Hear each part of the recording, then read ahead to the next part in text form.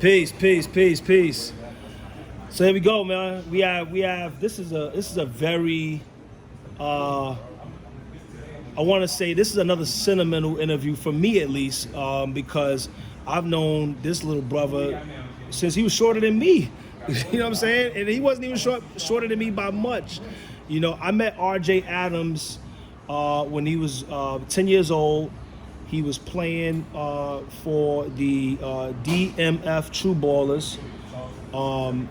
He was just a cool kid. He was a good kid, you know, quiet. You know, he liked to try to shoot threes, but he was a big bruiser, but he liked to shoot threes. But what ended up happening is this player hit his stride. And when he hit his stride, he ended up becoming the state of Virginia's best offensive tackle. Played both sides of the ball at Woodbridge High School and just delivered and became a man. And so from training him then to training him now is night and day. But one thing I can say is that it was an awesome journey, one of many. But I want to, enough about me and him, I want to introduce you to the man behind our 4-star studded athlete. This is the man behind it. This is Mr. Reuben Adams. I call him Coach Adams because he is a coach. He is an administrator. And we're going to ask a few questions. So what's up, Mr. Adams? What's going on? How you doing, bro? Thank you for that great introduction. Definitely come a long way. Amen, amen, amen, amen. So when did RJ have an interest in sports? Well, I think that was probably instilled in him at birth. I think the first picture that I take with him as a baby, I had a football in one hand and a basketball in the other. So you know, probably early on when he finally started, you know, getting involved was probably like 5 or 6 years old. I think it was there from day one. Okay, and so we have a background on you before RJ would grace us with his presence on this planet. You played ball yourself, right? I played a little ball many moons ago. Okay, many moons at what university? I want to hear this. HU, you know. Okay. At the Mecca, Howard University. Howard University, y'all, 7th Ave, and what's that, Georgia Avenue, right? Yeah, Georgia Avenue. Yeah, Georgia Avenue, coach. Yeah.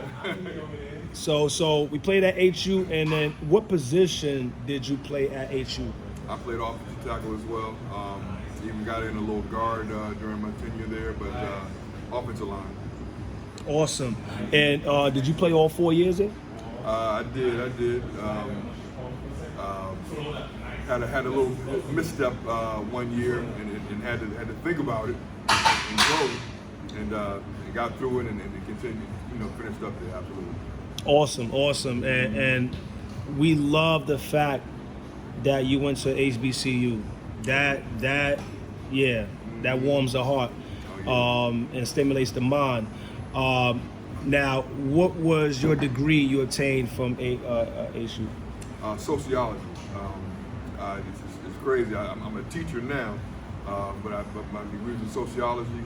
I worked 10 years in juvenile detention before I got into the classroom. But I just, you know, a career changer, but got my teacher certification 10 years out and went back to school for a minute and been doing it for the last 20 years. 20 years in the administration, in the education sector. That is needed. Strong brothers like Mr. Adams is needed. We need you, and we are blessed to have you to take care of our community of children. Also, is it Mrs. Adams an administrator as well? She's a school social worker. So she's been around. Well, she's been in the social work field from the beginning. First for local community in Maryland and then DC. But then about 16 years ago, in fact, I just showed him on LinkedIn. 16 years ago, she moved into the school setting within social work. Wow. Wow, that's big time because once again, here I like to call these families Huxtables, meaning, you know what I'm saying? Yeah, I mean these are Huxtables, man, because what they are is they're professionals and they serve the community. That's a big deal. We would like to make. We're going to be huge advocates of that going forward and making these interviews. We want Huxtables here. We want folks who are going to be professionals in everything that they do because it just raises the level of expectation, but it also educates and enlightens a people. And that's a big deal for us going forward. So I'm just uberly grateful for that. Now, let's get to the big homie. Okay, so 5 or 6 years old, he feels it. He just want to get out there and do his thing. What led you to DMF? Well, friends that he had played with before. I think you already know the history of with Sean and Cortez. They grew up together, all the same age, same year. And my man Manny, don't want to forget my man Manny White. That's right, Manny White. Exactly. They all grew up together, playing ball together, and I think it was Rashawn who told us about the team, his dad, and we went to check out a practice or something like that, and next thing you know, we was on. So in fact, you know what? I take that back. You all did that tournament at Freedom. I was hosting the tournament right there in Freedom, and you all were doing the tournament. That's when I started asking questions. Of course, Mookie, Margarita gave me the full rundown, and at that point we was hooked. That's awesome, and shout out to Demetrius Mookie Felder. He is the founder of the DMF True Ballers. Hopefully we'll catch him on an interview. He played a pivotal part in a lot of these kids' lives from I think the 4th, 5th, and 6th grade. He had formed that organization alongside with my son's mother, Margarita Rodriguez. They formed that organization. They did a good job grooming kids to perform at a high level. In particular, I enjoyed going down to Orlando, Florida, where we went to nationals. And look, I want you to list some of your enjoyable experiences with DMF, and how did RJ receive that? Like, what was his outlook on that? Like did he enjoy traveling and playing? Because travel basketball, that could be a haul for a kid. Yeah, no doubt. I think first and foremost, because he was so young when he first started, he probably just enjoyed being with his boys, hanging out with his friends.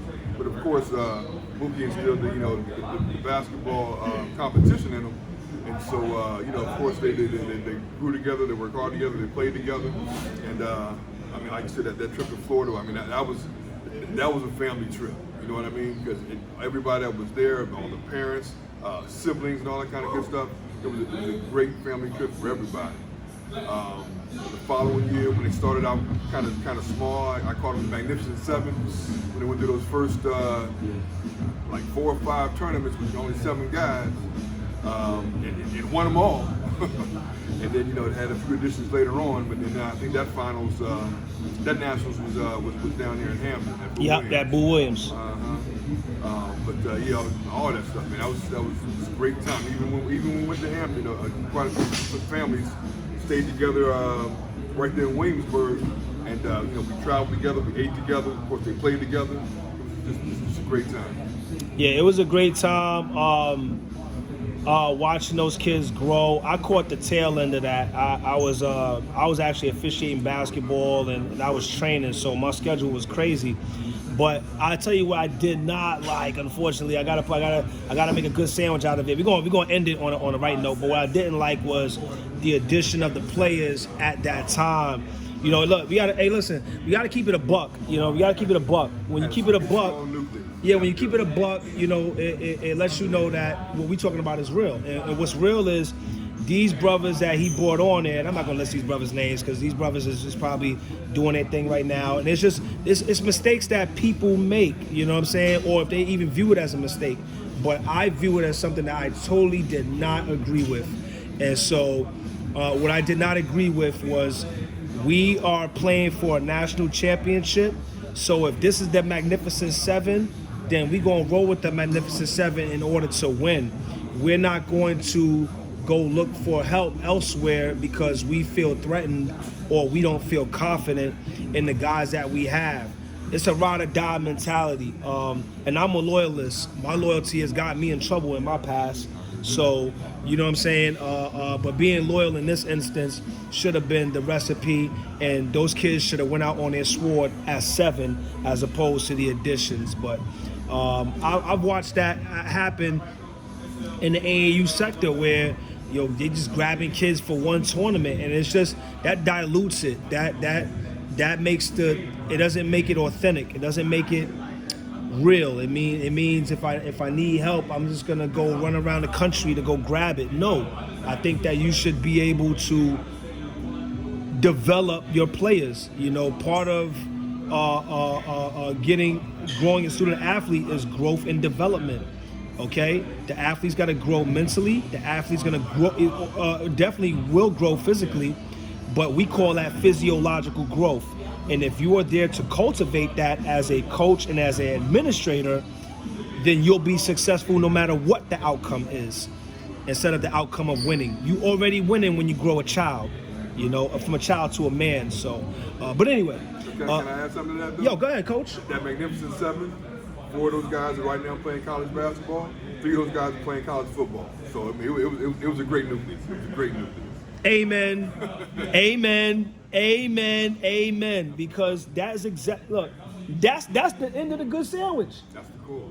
That's the end of the good sandwich, because a good sandwich is where we talk about the positive, then you're gonna slip it a little bit negative, but then you're gonna end it with the positive. So the positive, and I want you to feel proud about this, Demetrius Felder, Margarita Rodriguez. I want you guys to feel proud of the fact that you guys grew an organization and you got 7 players playing at the next level. And Anthony Jr., Margarita and I, our son, we taking him to Barry University. We're taking him to Miami on Wednesday next week. We taking him there. He going to Miami, Coach. I know. Believe me, I know. We visited the University of Coral Gables. I know what you mean. He going to Miami, Coach. Okay, a little different. All right now. Sure. All right now. I gotta give him a little pep talk. A little, okay, this is what we get.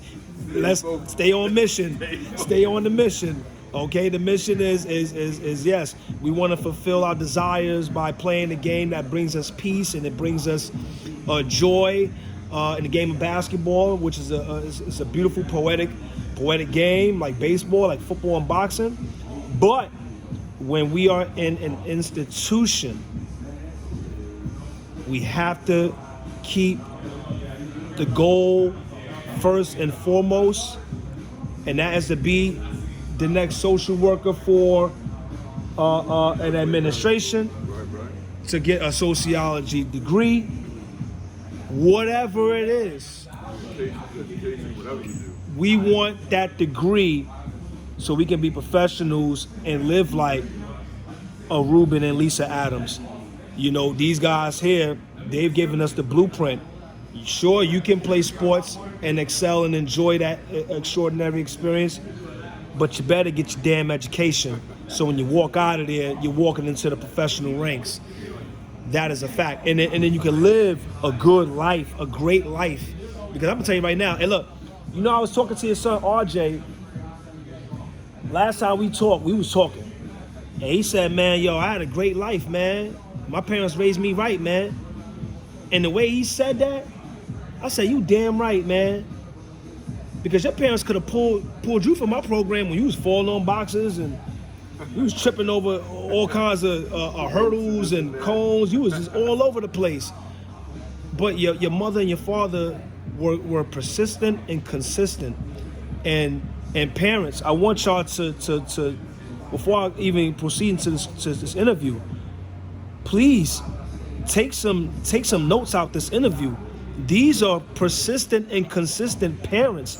We don't even have to talk about what they've done. They've showed us.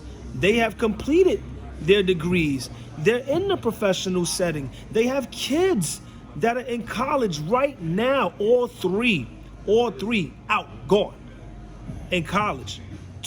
One graduated. That's Amani, right? From HU.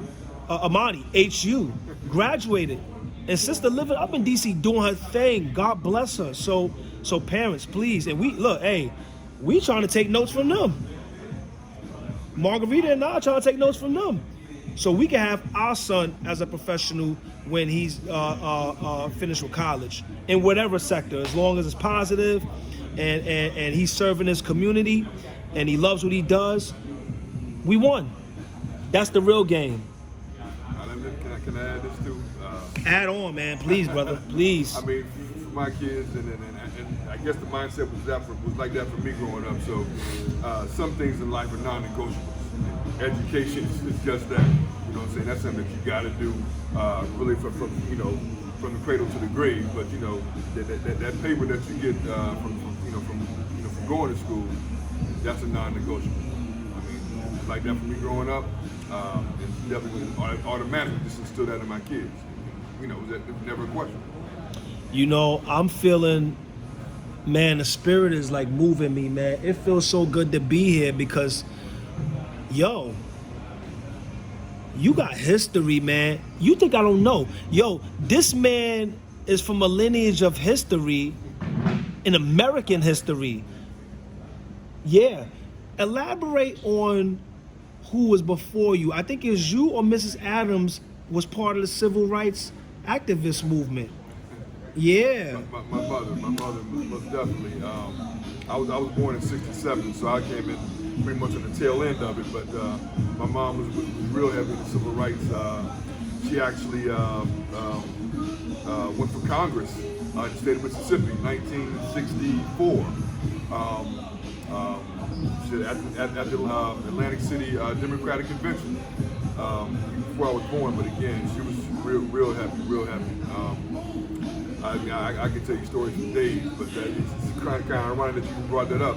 I had a young lady call me yesterday from Tougaloo College in Mississippi.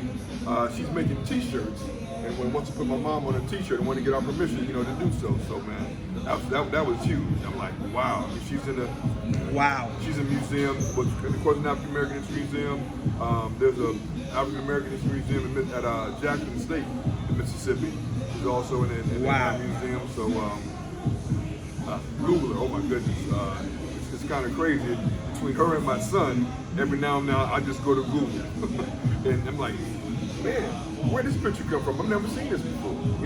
It's deep, man. It's deep. And really crazy with RJ because every time he puts up a picture, he put up anything, somebody all of a sudden, a few days later, it's on Google. I'm like, man, that's crazy. I put in my name, I get crickets.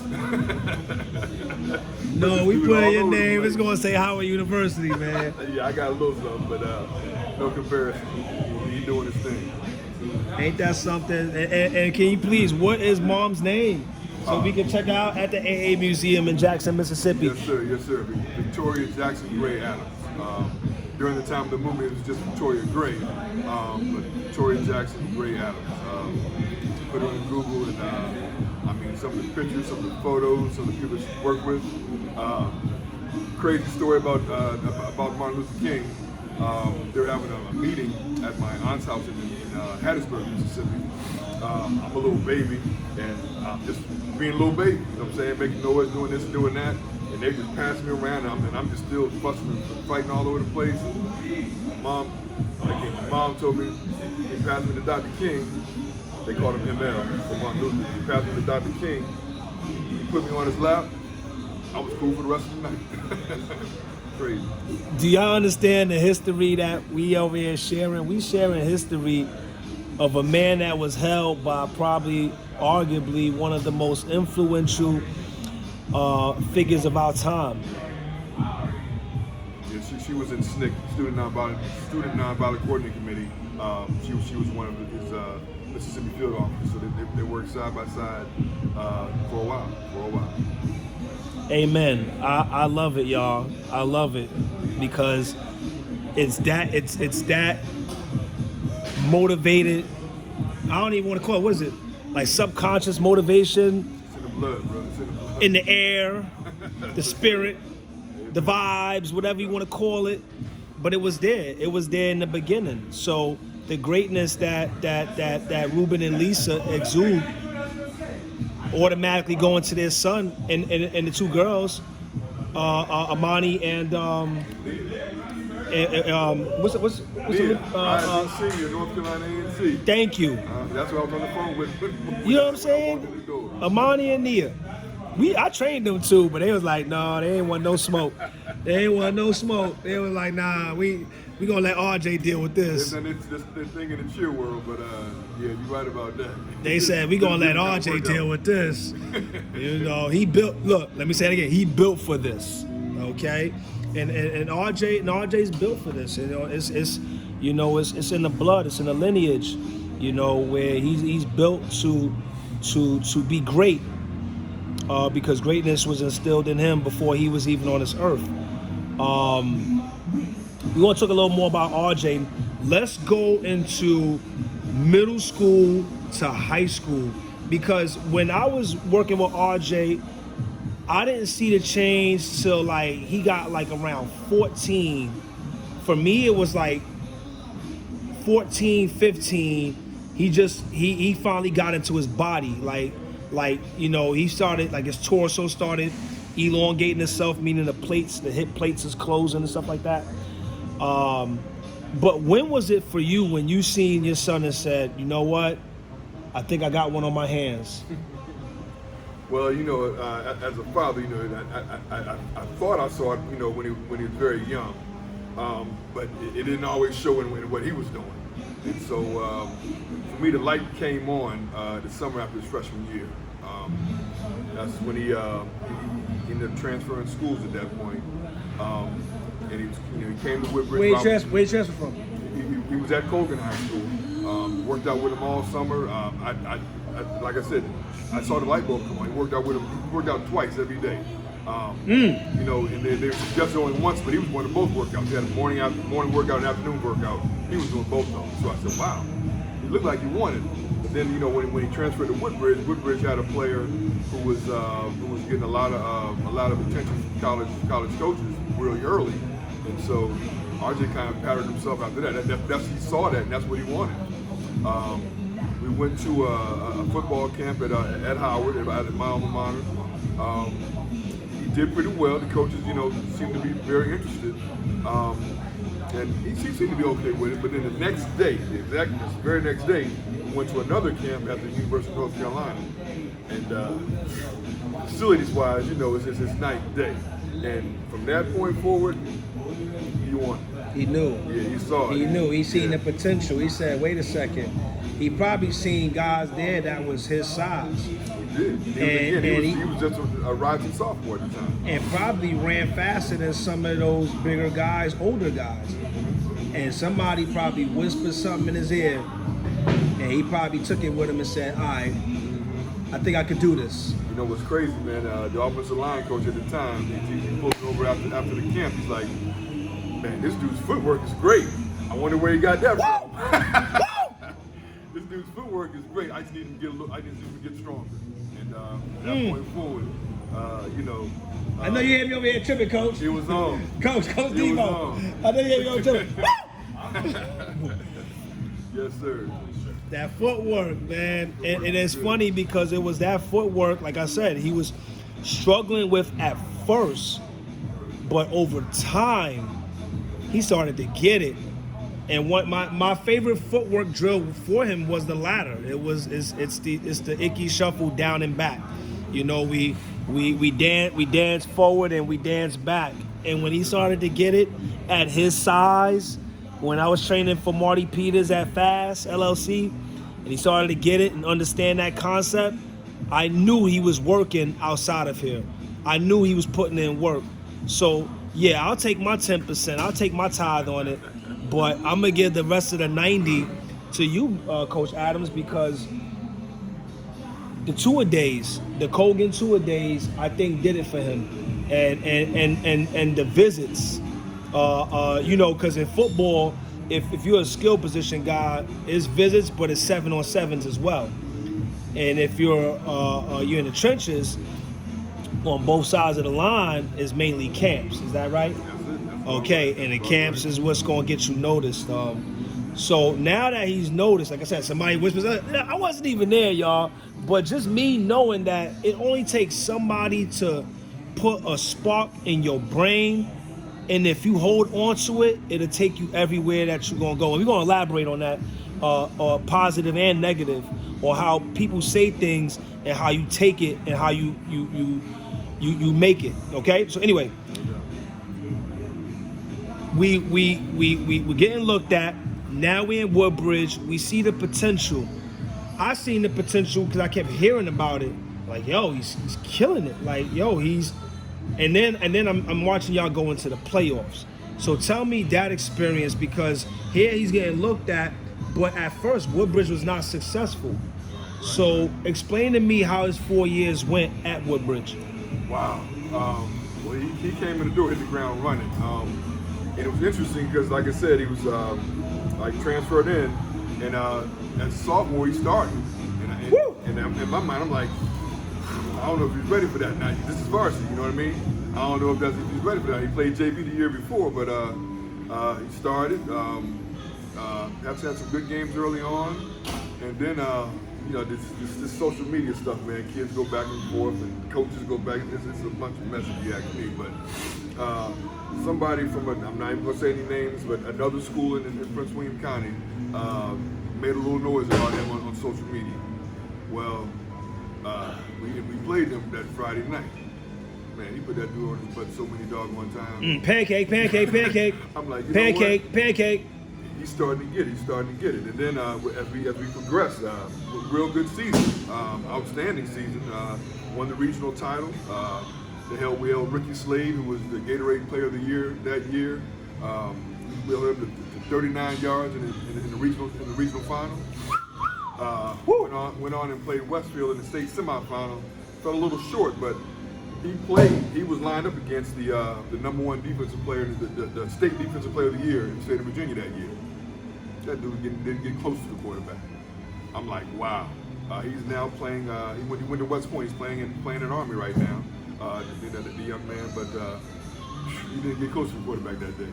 And again, this is my son, who's a sophomore, going against a senior who's the defensive player of the year, and he held his own, big time. Hey, just to clarify, the sophomore was R.J. Adams, y'all. No doubt. The senior was the defensive player of the year at Westfield. Yep.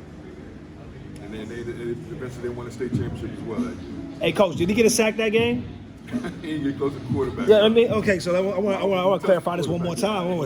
Just one more time. RJ was the sophomore in the semifinal regional game. Okay, that means it's state. What was that? State semifinal. State semifinal. Man, I'm messing up. Okay, so he was in a state semifinal game. That means there's one more game for a state title. And he lined up against, as a sophomore, y'all, and he lined up against the number one defensive player in the state of Virginia, who was a senior. No sacks. So I want y'all to understand, there's no politics in that. Hey, y'all. Hey, there's no politics in that. There's no politics in that because a sophomore showed up and showed out. And that's why he's at Kentucky. But we far away from Kentucky, y'all. We still in Woodbridge, y'all. We far away from Kentucky. SEC, NFL Junior. NFL Junior. That's what the SEC is. It's NFL Junior. That's like your little segue to the NFL. But we gonna hold on to the great Kentucky Wildcats, where RJ is. Listen, just hold on to that right there. So we go into the junior year. What happened in junior year? Junior year and senior year because kind of got derailed by by injuries to the team. You know, the other players on the team, they weren't as successful as they had been that sophomore year. But again, as far as him personally, it took off. And again, his goal was to be like another player who was getting a whole lot of college looks.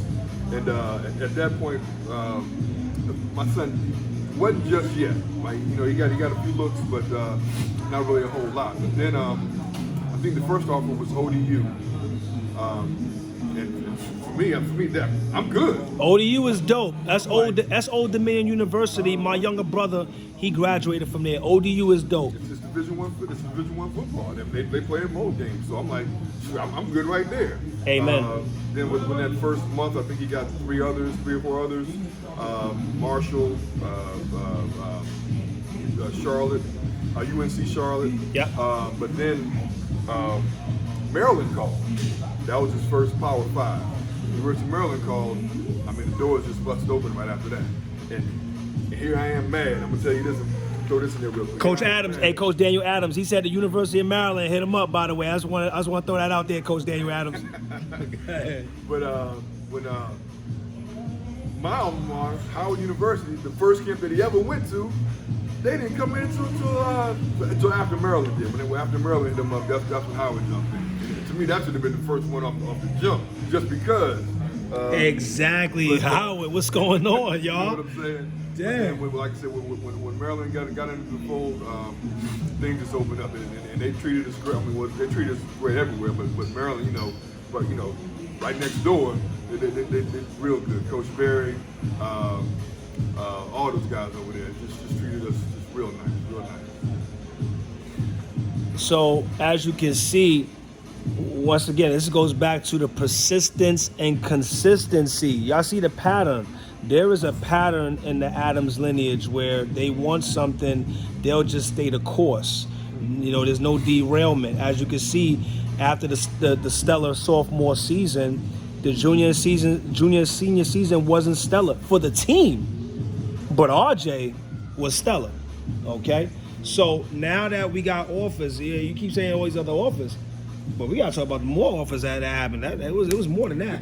I remember that because RJ was telling me, he was like, "Yo, coach, look what I got to offer by." He was texting, "Look what I got." I was like, "Oh, okay." I didn't know which one he's gonna choose, but then it came down to the SEC, and then it came down to specific schools, and there was a back and forth. I even witnessed this when he invited me to the signing, and you know what I'm saying. I didn't know what this fool was doing, man. I knew it was something great though. So let's go into that. The schools we were picking at the time, what that process was like with y'all, and man, it was crazy. Like you said, a lot of schools got involved, and here I go, not complaining again, but just putting it out there for whatever it's worth. Every Power 5 school in North Carolina offered. Every Power 5 school in Maryland, West Virginia, Pennsylvania had already offered. You know who had not offered them? UVA or Virginia Tech. wow. Everywhere around us had offered. West Virginia, I mean, Michigan State, and Purdue. all these big schools. These schools are bigger than VTech. VTech is big. It is. And they send people to the pros, and it's a great organization, a great program. But how do you not look at somebody in your own backyard?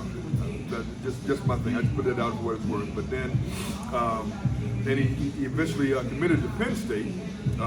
Again, Coach Franklin, nothing but the utmost respect for him.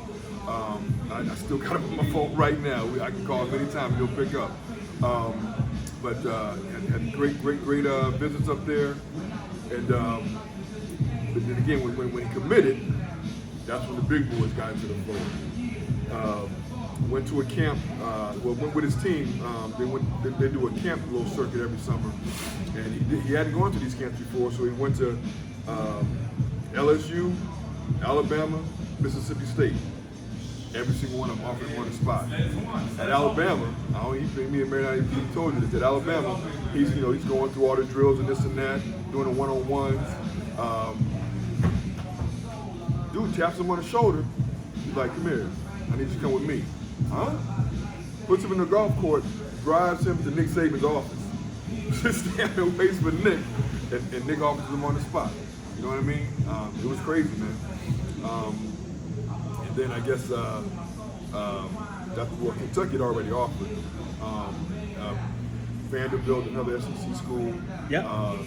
Tennessee, another crazy story. Volunteers, I don't even volunteers. put that one on camera, but Wow. There was a lot going Wow. on. There was a lot going on. Look, I want to know about that, but obviously I'm a follow instructions I with can't Mr. see that Adams. one on camera.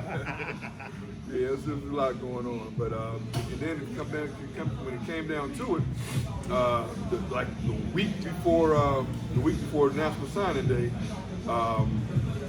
like everybody's blowing the phone off the hook. Went to NC State the week before. Florida State wanted to come down that week. UCF, Maryland called back again. I mean, it was just and signing day was like Tuesday, Wednesday. This is the week before. Everybody wants us to show up that final week. I'm like, oh my God. It was definitely a ride, man. Definitely a ride. Crazy. Loved it all though. Loved it all. Look, I don't have nothing to say, man, because when I still know RJ the kid. You know what I'm saying? He come through, he dap, he hugged me. You can't even see me no more. You know what I'm saying? Like, he's just a great kid, man. But he is definitely a force to be reckoned with, man. So now we at Kentucky. The freshman year, we learned. Can we step back just 1 minute? Yeah, you minute? go on, Mr. Adams. And I want to want to thank you and show you appreciation for this. January, before we got to Kentucky, Under Armour, Orlando. Oh yeah, I went to that game. Oh, I'm bugging. Yes, I'm bugging. sir. My bad. I'm bugging. We're sitting there and in the seats. Moments I don't even remember what it was. I get my phone started. I look up. Yo, Coach, what's happening? I'm here. Yeah. So you and your sister, I believe. Yeah. I brought my mom, my dad, and my sisters. My sisters with me, cause they live in Tampa. My parents live in Tampa with my sisters, and so I went and spent time with them in Tampa, because RJ sent me tickets to the game, man, and when I got the tickets, I cried, man. I cried because, like, I remember that kid. I remember him. And I just remember him like, he ain't never, like I remember when we would train and he would just put on a face like, I don't want to do this no more. Like, he wanted to just throw the book at me. Stretching afterwards? Yes, and you name it. We had core and stretching. It was just like, he did not want to do it, but he kept doing it. He never stopped. And when he did stop, that's because he was doing work as a middle schooler in high school. He was transitioning to high school. And then I caught him his sophomore year on up. But wow. Oh my goodness, man. That game was dope, man. He playing against, all Americans. 100 top players in the country. Cats that we see on TV every Saturday, and he out there on the field. And he started. No, I'm sorry, he didn't start. He didn't start? He didn't start. He didn't play the first series. Another rotation went in the first series. Then the next series he went in, and they drove down the field and scored. Oh, my bad, y'all. He didn't play the first series when they didn't score. Let me say that again. He didn't play the first series when they didn't score. He played the second series when they did score. And in every other series that they scored after that, he was right out there. And the crazy part was, the game was on I believe the game was on a Thursday or something like that. He tweaked his ankle Tuesday in practice. Wednesday, he didn't even practice. So I'm like, Thursday, man, this dude not even gonna play. Man, that dude, when I got out there and balled, man, he did it. And after the game, he could barely walk. But he managed to get it going for that 2-3 hours that he was on the field. But that was quite a time, man. And just you being there, man, we all appreciate that. That was huge. That was huge. Hey, thanks, Coach. Cause it was a blessing to even be out there, man. Just like I said, man, you just know the kid, and the kid grow up, they become, and then you get to watch them at their greatness. You get to see who they are and what they bring to the table. And I can honestly say, like, when he come in here and train, like, there's certain people, they kind of walk in here and they You don't even know they coming in here. But when RJ walk up in here, like the whole gym know he coming in. Like the whole gym. You know what I'm saying? And he's just a big deal. And when he worked, a lot of folks like to watch him because even they're mesmerized by a 6'5", 330-pound man moving light on his feet, jumping a 30-inch box. You know what I'm saying? Jumping a 24-inch box with cords on his ankles and his knees. And the knees not buckling. You know, taking instruction and applying it. And then when he's running, like it's like I could feel the wind of him running. I could feel like if I stood within three feet of him, I could feel the wind of him running. I could feel the momentum of his arm swings and stuff like that. So that just goes to show, man, of when you are persistent and consistent with the goal at hand, you will get what you are looking for. Go back into this interview where it was the cat that was at Woodbridge that was getting offers, and he said, I gotta get it like him. So I'm gonna work till I get it like him. Take it back to the cat, the North Carolina coach that said, you're special, the footwork is there. Shout out Fast LLC, Marty Peters, man. I'm gonna take my 10%, Marty, but you got the 90. You know what I'm saying? And hold up, and we're gonna shout out Kate Hawk. It's Kate Hawk. It's not even Schlemm because she's married. Kate Hawk, Jerry Newfang. Okay, yup. And Kyle. I forgot your last name, Kyle. What's your last name, Kyle? Y'all allowed me to be myself, but I also learned a wealth of knowledge from y'all training these athletes that I got the opportunity to work with RJ at that time. Even though y'all wasn't really working with him, it was just me. But trust me, a lot of things that y'all were doing in there, I was learning from y'all, and I'm very appreciative to have worked in the same capacity as y'all. Just to throw in there too, we went to Fast in Stafford, and then switched up with Fast out of Manassas as well. So you know, we knew what he was learning was good for him, and we just made the trip. You know, we drove where we needed to go. Oh, and not only did they drive wherever they needed to go, we went from Fast to Ballistic. That was in Manassas. And then to Competitive Edge in Woodbridge. Monty Evans. Yo, what up, Monty? Coach Monty. You know what I'm saying? Coach Miss Chanel, what's up, y'all? Oh, and it's Kyle McCullough. That's his last name, Kyle McCullough. But yeah, you know, so everywhere, you know, I found RJ actually, like he said, yo, coach, he was lifting there. He was lifting. And so when he got the speed trainer there, he was lifting and speed training there because I was there. So, yeah, man, like, wow. So I just want everybody to tune in this fall. Kentucky is usually on either ESPN, ABC, SEC Network, so it's CBS, catch them on CBS. And of course they got the SEC Network as well. And you will see number 53 out there, y'all. You will see number 53 out there. You know what I'm saying? He will be out there getting busy. He's healthy, he's in shape, he's 6'5", 330 and change. And he's a marvel. He's a marvel, man. It is a blessing to when he comes back home, he be coming right here to work. I'll be like, man, come on, let's get to work. We dap, hug, we get to work, and he leave. That's how consistent and persistent he is. Okay? He don't play. He may lay down on the floor because I work the dog out of him. But once he get up, all right, he dap, hug, he out. So I'm very grateful for all those moments. I'm very grateful to have had you here, Mr. Adams. Thank you so much for making a trip. Hey y'all, Mr. Adams, he drove from Woodbridge to Fredericksburg, y'all. He didn't have to do that. Okay? I asked, and he was, look, I asked this man on the book, on Facebook, like 48 hours ago.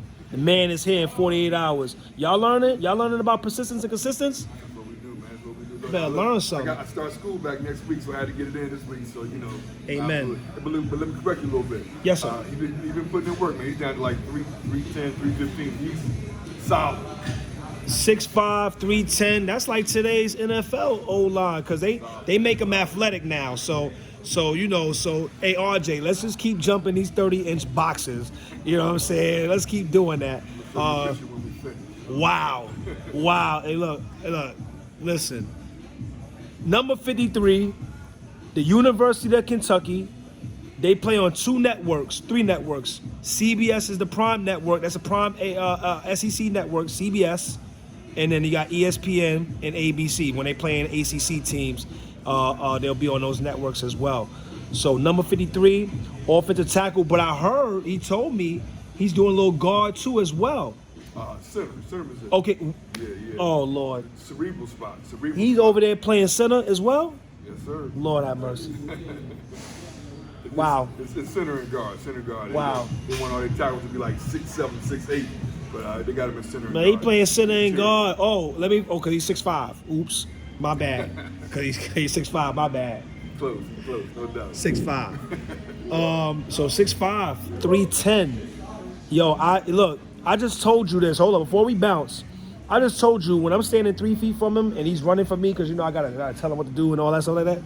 Yo, I could feel the wind from him move me when he take off. You understand what I'm saying? So I can imagine what 310 would do as opposed to the 330 that he was trucking last year. Wow. Yeah, man.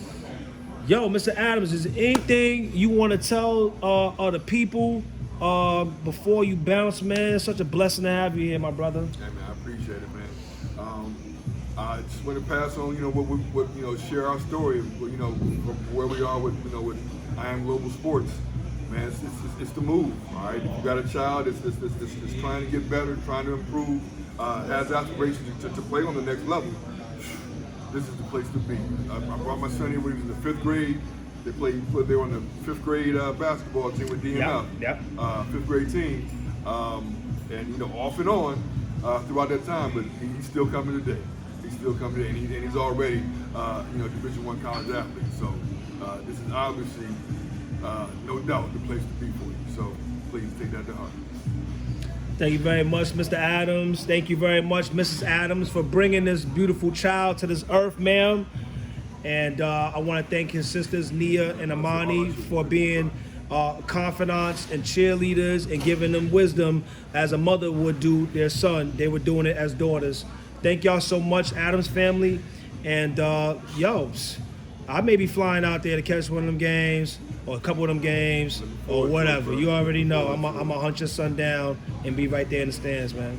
They play Bashan in South Carolina September 25th. Yo, book it. Hold up. Is it at South Carolina? South Carolina. Hey, book it. I'm there. Hey, Vashawn Lee. That's the other brother from DMF. Yes, sir. Vashawn Lee, 6'4", 3 and change, O-line. They gonna be there. They gonna bump heads. Okay, they gonna bump heads. I'm gonna be at that game. I'm gonna be up in there. I'm gonna be up in there September 25th. Okay, those are my little brothers. That's it. Amen. Thank you again, Mr. Adams. All right, bro. Absolutely. For the blessing. Yes, sir. Always, my man. You know it. You know it. Yes, sir. Go ahead and take this water with me, though. Take that water, sir. Take that Yes, sir. water. Yes, sir.